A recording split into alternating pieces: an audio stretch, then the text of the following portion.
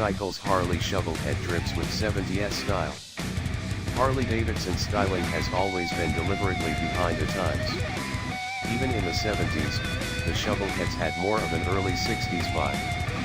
But what if a little early superbike magic had rubbed off on the big twins? You'd get something like this stunning machine in 1979 Florida from master builder Scott T-Bone Jones of Noise Cycles. It's called Shovelhead KZ, and yes, there's a hint of Kawasaki KZ1000 in there. But sitting above those 74 cubes of Milwaukee grunt is a Yamaha RD350 tank. It shouldn't work, but it fits just perfectly. Right behind is a long and plush step seat, with ample room for two-up riding. Check out the stitching and trim, its incredible detailing. The tank is not the only Japanese part.